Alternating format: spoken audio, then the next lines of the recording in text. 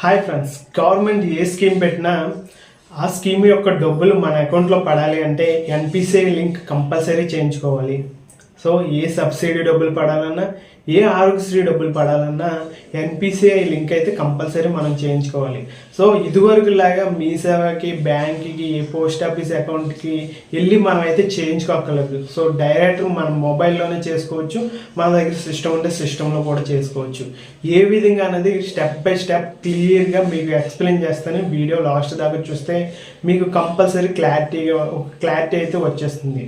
So guys, ఇంకా వీడియోని అయితే స్టార్ట్ చేద్దాం. సో వీడియోలోకి వెళ్ళే ముందు మీకు ఒక చిన్న రిక్వెస్ట్ అన్నమాట. సో ముఖ్యంగా మన ఆధార్ కార్డుకి మనకి మొబైల్ నెంబర్ లింక్ అయి ఉండాలి. అలాగే ఆ లింక్ అయిన మొబైల్ నెంబర్ వర్కింగ్లో ఉండాలి. సో కంపల్సరీ ఈ పాయింట్స్ అయితే గుర్తుపెట్టుకోండి. అలాగే ఈ ఫర్దర్ వీడియోలో ఏం చెప్పబోతున్నానంటే, మీకు ఎన్పిసిఐ లింకు ఏ అకౌంట్కి అయ్యింది, అసలు అయ్యిందా లేదా, సో అయిన అకౌంట్ పోయింది, వేరే అకౌంట్ యూజ్ చేస్తున్నాం, సో పోయిన అకౌంట్ కాకుండా వేరే అకౌంట్ని ఏ విధంగా యాడ్ చేయాలి, అలాగే మనం ఒకవేళ చేసుకున్న తర్వాత అది ఎంతవరకు ప్రాసెస్లో ఉంది అన్నది కూడా ఫర్దర్ వీడియోలో అయితే మీకైతే చెప్పడం అయితే జరుగుతుంది. సో గైస్, వీడియో లాస్ట్ దాకా చూడండి, చాలా ఇన్ఫర్మేషన్ అయితే ఉంది. సో ఖచ్చితంగా మీ ఫ్రెండ్స్ అండ్ ఫ్యామిలీకి ఈ వీడియోని షేర్ చేయండి, వాళ్ళు కూడా ఈ ఎన్పిసిఐ లింక్ అయితే చేసుకుంటారు. సో ఇంకా వీడియోని అయితే స్టార్ట్ చేద్దాం. Let's get started.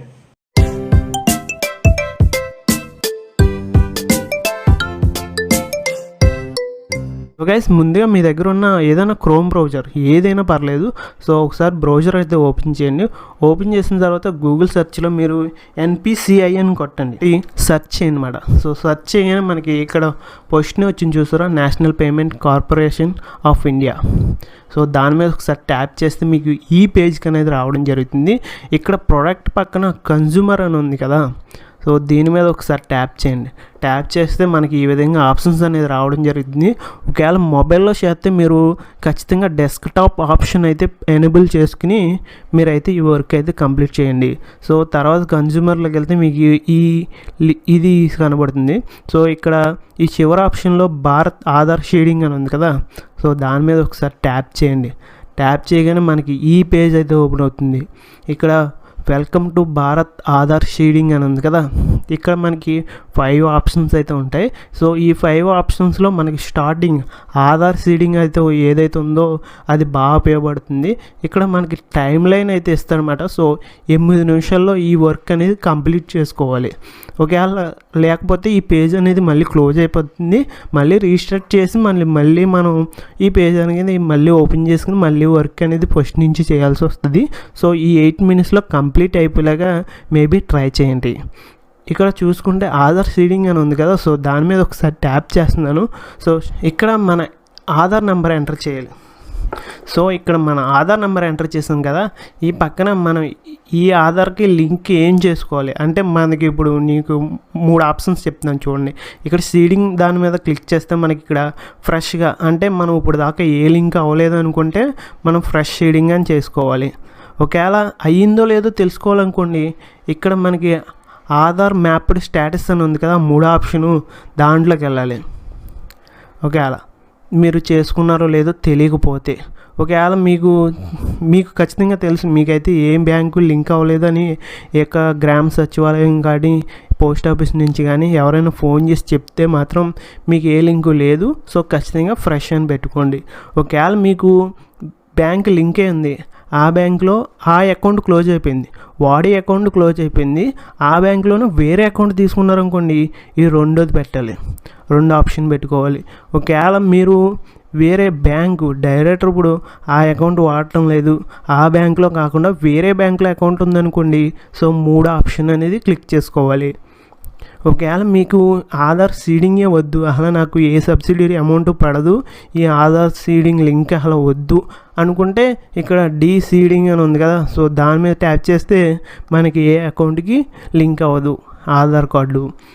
ఇక్కడ ఈ 3 ఆప్షన్లో ఏదో ఒకటి ఎంచుకోండి. సో నేనైతే అదర్ బ్యాంక్ అంటున్నాను. ఇక్కడ మన బ్యాంక్ అయితే సెలెక్ట్ చేసుకోవాలి. మీది ఏ బ్యాంక్ అయితే ఆ బ్యాంకు సో సెలెక్ట్ చేసుకోండి. నా central bank of India. So select చేశాను. ఇక్కడ అకౌంట్ నెంబర్ అనేది ఎంటర్ చేయమంటుంది. సో అకౌంట్ నెంబర్ అనేది ఎంటర్ చేశాను. So confirm your account number, మళ్ళీ ఇంకోసారి అకౌంట్ నెంబర్ అనేది ఎంటర్ చేయాలి. సో ఎంటర్ చేసాం కదా, ఎంటర్ చేసిన తర్వాత ఇక్కడ మనకి దీని పర్మిషన్స్ అని ఇచ్చేయండి. సో టిక్ మార్క్స్ అనేది ఈ 2 బాక్స్లో పెట్టేయండి. పెట్టేసిన తర్వాత ఇక్కడ ఏదైతే ఇచ్చారో క్యాప్చర్ కోడ్, ఆ క్యాప్చర్ కోడ్ని ఇక్కడ ఎంటర్ చేయండి. ఎంటర్ చేసేయండి. ప్రొసీడ్ కొడితే మనకి మన ఏదైతే లింక్ అయి ఉందో సో మన ఆధార్ కార్డుకి ఆ ఫోన్ నెంబర్కి ఓటీపీ వస్తుంది. ఆ ఓటీపీ ఎంటర్ చేస్తే మీకు ఆధార్ రిఫరెన్స్ నెంబర్ అని, సీడింగ్ రిఫరెన్స్ నెంబర్ అని వస్తుంది. సో ఆ నెంబర్ని సేవ్ చేసుకోండి. నేను ఆల్రెడీ చేసుకున్నాను కాబట్టి నేనైతే చేయడం లేదు. మీరైతే ఖచ్చితంగా చేస్తే మీకు ఓటీపీ అని వస్తుంది. ఓటీపీ నుంచి మళ్ళీ నెక్స్ట్ ప్రొసీడ్ కొడితే మీకు ఆధార్ సీడింగ్ అని ఒక రిఫరెన్స్ నెంబర్ వస్తుంది. ఆ నెంబర్ అనేది ఫోటో తీసుకోండి. ఎందుకంటే మనం ఒకవేళ ఈ ప్రాసెస్ ఎంతవరకు అయింది అనేది చెక్ చేసుకోవాలంటే మనకి ఆ నెంబరు ఎంతగానో ఉపయోగపడుతుంది. కాబట్టి ఖచ్చితంగా అది స్క్రీన్ షాట్ తీసుకోవడం కానీ, ఒక ఫోటో తీసుకోవడం కానీ చేయండి.